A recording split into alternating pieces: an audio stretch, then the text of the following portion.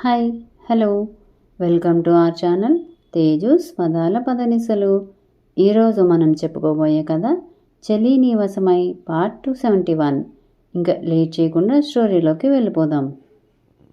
అత్తమ్మ, మీరు బావతోనే ఉండాలి, బాలు అన్నాడు. ఆవిడ అర్థం కానట్టుగా చూస్తుంటే రూప గురించి తెలుసు ఆవిడకు. రూప మన మనిషి కాబట్టి ఖచ్చితంగా రూప ఇక మీదట బావకి ట్రీట్మెంట్ చేయటానికి ఒప్పుకోదు. ఇప్పుడు చూస్తున్న డాక్టర్ని కూడా నమ్మకపోవచ్చు. వేరే డాక్టర్ని పిలిపిస్తుంది ఖచ్చితంగా. అందుకే మీరు బావతో ఉండాలత్తమ్మా. బావ ఎలా అయినా రూప ఇచ్చే మెడిసిన్ తీసుకునేలా చెయ్యాలి. అప్పటి వరకు లోచనాకి ఏం కాకుండా చూసుకునే బాధ్యత నాది అన్నాడు బాలు. సరే, నేను అర్హంతో ఉంటాను అంది శారద. రూప, వీలైతే బావని హాస్పిటల్లోనే ఉంచేలా చెయ్యి. అది సాధ్యం కాదని నాకు తెలుసు, కానీ నీ మాటలతో బావని నమ్మించు. బావ నిన్ను నమ్మితే ట్రీట్మెంట్ కోసం ఇక్కడే ఉంటాడు అని చెప్పాడు బాలు. నేను ట్రై చేస్తాను బాలుగారు. త్రిలోచన గారు, మీరు స్ట్రెస్ తీసుకోవద్దు. ఇప్పుడు మీరు చాలా జాగ్రత్తగా ఉండాలి. నెక్స్ట్ వీక్ మీకు స్కానింగ్ ఉంది అని చెప్పింది రూప. నేను జాగ్రత్తగా ఉంటాను రూపగారు, కానీ మీరు బావ దగ్గరకు వెళ్ళినప్పుడు నాకు బావని చూపిస్తారా అని అడిగింది లోచన బేలగా. వీడియో కాల్ చేస్తాను, లోచన చేతిని ప్రెస్ చేసి చెప్పింది రూప. టిల్లు, మనం ఇంక వెళ్దాం అని లోచనాన్ని తీసుకుని బయటకు వచ్చాడు. అప్పటికే హాస్పిటల్ని చుట్టుముట్టి ఉన్న సెక్యూరిటీని చూశాడు. హరి వాళ్ళు ఎక్కడా కనిపించకపోవడంతో లోచనాన్ని తీసుకుని లోపలికి వచ్చేశాడు బాలు. హరికి ఫోన్ చేశాడు వెంటనే. సార్, ఎవరో మన వాళ్ళని బయటకు గెంటేశారంట. లోపలికి అడుగు పెడితే ప్రాణాలు తీసేస్తామని బెదిరించారంట. నేనిప్పుడే అక్కడికి వస్తున్నాను అని చెప్పాడు హరి. హరి, ముందు వైపు రావద్దు, వెనుక గేటు దగ్గరకు రా, మేం వస్తున్నాం అని లోచనాన్ని తీసుకుని జాగ్రత్తగా ఎవరూ చూడకుండా వెనక వైపు నుండి వెళ్ళిపోయాడు బాలు. నిజానికి శారద కాసింతో మాట్లాడి వాళ్ళు బయటకు వెళ్ళేలా చేసింది. లోచన వాళ్ళకి కృతజ్ఞతగా చేతులు జోడించి వెళ్ళిపోయింది. ఇంటి చుట్టూ హరి కట్టుదిట్టమైన సెక్యూరిటీ ఏర్పాటు చేశాడు. ఊరు దాటి వెళ్ళటానికి కూడా లేదు. రాజేశ్వరి చాలా తెలివిగా మొత్తం ఊరిని తన గ్రిప్లో పెట్టుకుంది. మరుసటి రోజు ఉదయం కళ్ళు తెరిచాడు అర్హన్. శారదని లోపలికి వెళ్ళనివ్వలేదు. బయటే ఉంది లోపలికి వెళ్ళటానికి ట్రై చేస్తూ. నువ్వు నా మనవడికి ఎంత దూరంగా ఉంటే నీ ప్రాణాలకి అంత మంచిది బెదిరించింది రాజేశ్వరి. కాదనుకుని వెళ్ళిపోయావు కదా, మళ్ళీ ఎందుకొచ్చావు హేళనగా అంది జీవిత.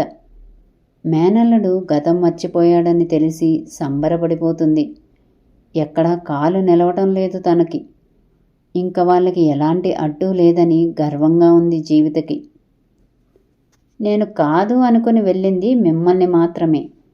అలానే నేను వెళ్ళింది నా కొడుకుతో. ఇప్పుడు కూడా నా కొడుకుతోనే నేను ఉంటున్నాను. కాదని అడ్డుకుంటే వాడికి నిజం చెప్పాల్సి వస్తుంది, జాగ్రత్త. శారద కళ్ళెర్ర చేసింది. నువ్వు నిజం చెప్పిన మరుక్షణం నిన్నేం చెయ్యను శారద, కానీ నీ ముద్దుల కోడల్ని మాత్రం బ్రతకనివ్వను రాజేశ్వరి కళ్ళెర్ర చేసి చెప్పింది. ఇప్పుడు నాకు నా కొడుకు మాత్రమే ముఖ్యం. నేను లేకపోతే ఖచ్చితంగా అడుగుతాడు. వాడు అలా బెడ్ మీద ఉంటే నేను దూరంగా ఉన్నాను అని చెప్పినా మీ మాటలు నమ్మడు. నన్ను రానివ్వకుండా ఉంటే మీకే నష్టం. శారద కూడా తగ్గకుండా సమాధానం చెప్పింది. రాజేశ్వరిదేవి వాళ్ళు నోరు మూసుకోక తప్పలేదు. వాళ్ళతో కలిసి ఆవిడ కూడా లోపలికి వెళ్ళింది. గుడ్ మార్నింగ్ నానమ్మ నవ్వుతూ విష్ చేశాడు అర్హన్. గుడ్ మార్నింగ్ అర్హన్ నవ్వుతూ తిరిగి విష్ చేసి నుదుటి మీద ముద్దు పెట్టి, నాకు చాలా సంతోషంగా ఉంది నిన్ను ఇలా చూస్తుంటే అని అంది రాజేశ్వరి. నాకు ఏం జరిగింది నానమ్మ అని అడిగాడు. చిన్న యాక్సిడెంట్ అంతే, ఇప్పుడంతా ఓకే అంది. ఎలా ఉంది మిస్టర్ అర్హంత్ గారు? నవ్వుతూ అడిగింది రూప. I'm fine. ఆమె ఒంటి మీద ఉన్న డాక్టర్ కోట్ చూసి తనని ట్రీట్ చేసిన డాక్టర్ అనుకుని తిరిగి విష్ చేశాడు అర్హంత్. ఏదైనా నొప్పి కానీ అనీజీగా కానీ ఉందా అని అడిగింది రూప. లేదు, కానీ నేను నా బాడీని ఎందుకు కదపలేకపోతున్నాను అని అడిగాడు. మీరు దాదాపుగా 4 నెలల నుండి కోమాలో ఉన్నారు.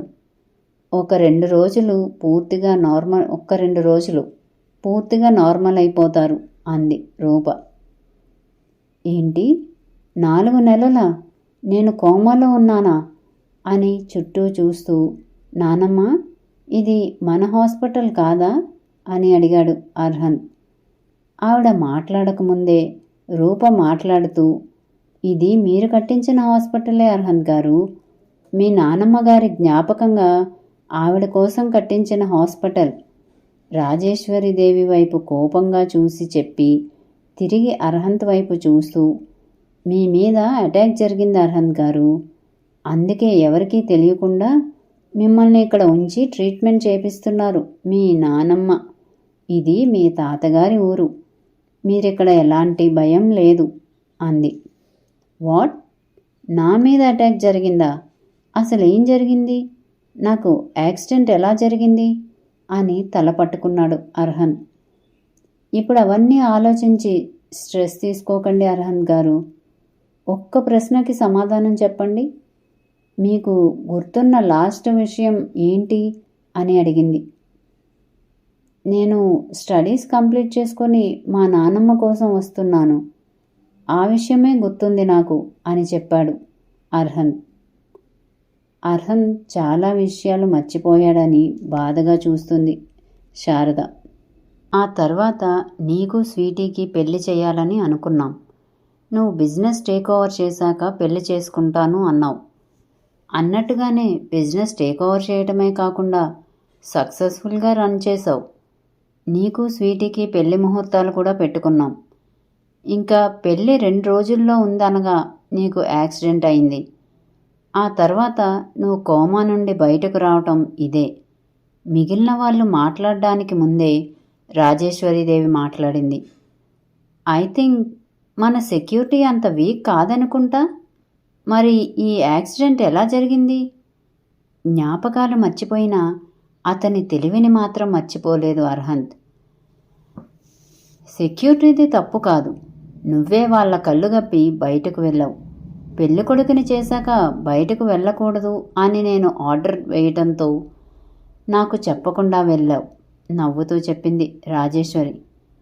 ఆవిడ మాటలు వింటున్న వాళ్ళు ఆవిడ దేనికైనా సమాధానం చెప్పటానికి సిద్ధపడి ఎలా అయినా మనవడిని పూర్తిగా తన గ్రిప్లో పెట్టుకోవటానికే వచ్చినట్టు అర్థమవుతుంది. కానీ అప్పుడు ఏం మాట్లాడడానికి లేక సైలెంట్గా ఉన్నారు. అమ్మా, నాకేం గుర్తు రావటం లేదు, కానీ నా పెళ్ళి జరిగినట్టు కొన్ని పిక్చర్స్ నాకు కనిపిస్తున్నాయి.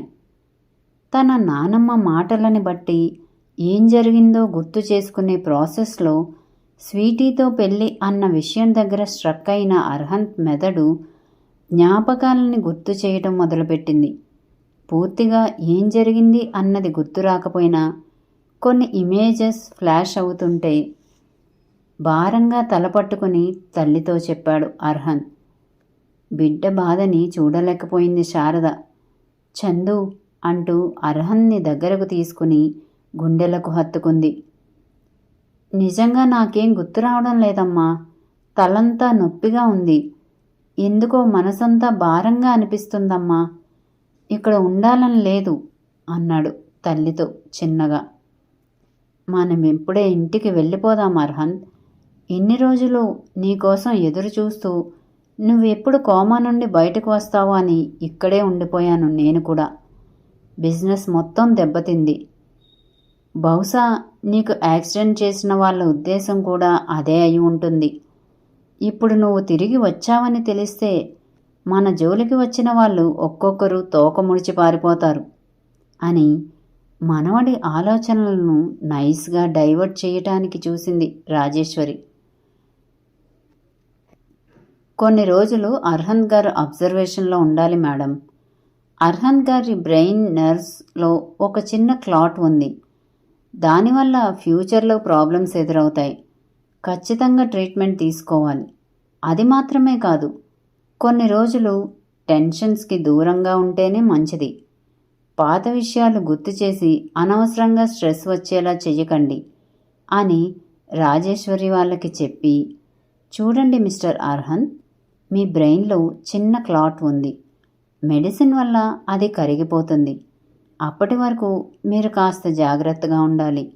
ఓవర్ స్ట్రెస్ అయితే ఆ క్లాట్ పెరిగి మీ మెమొరీ పవర్ మీద ప్రభావం చూపిస్తుంది. ఇంకో 2 రోజులు మీరు ఖచ్చితంగా అబ్జర్వేషన్లో ఉండాలి అని చెప్పింది రూప డాక్టర్ హోదాలో.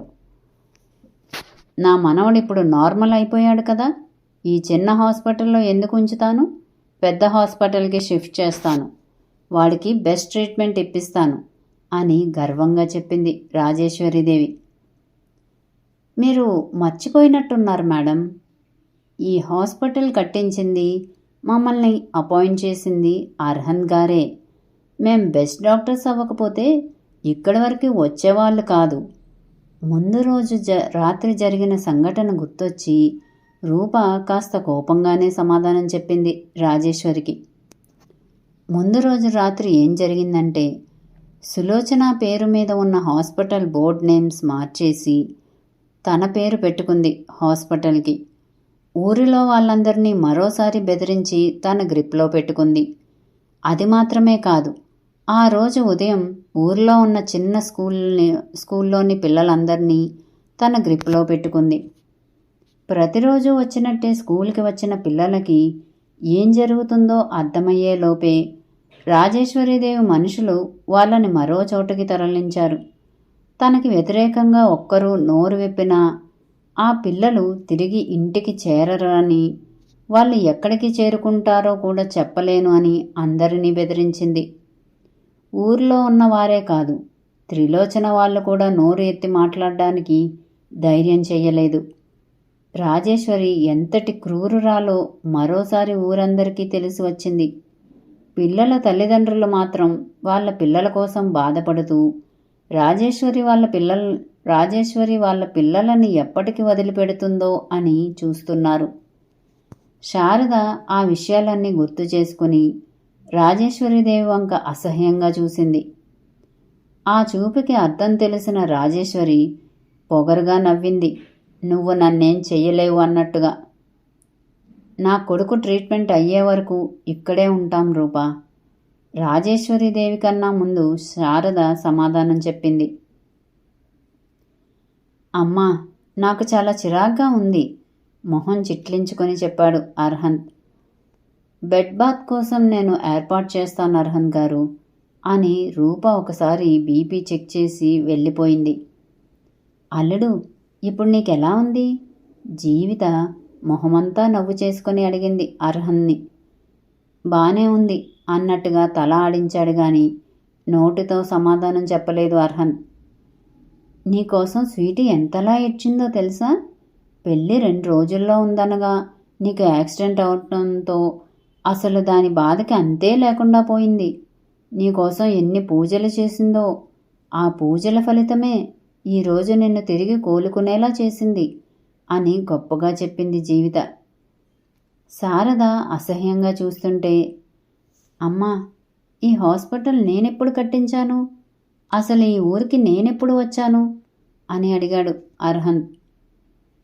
అర్హన్ని రాజేశ్వరీదేవి నిజంగా మాయ చేయగలదా? త్రిలోచన అని చూస్తే అర్హంత్ రియాక్షన్ ఏంటి? మరి తెలుసుకుందాం నెక్స్ట్ అప్డేట్లో.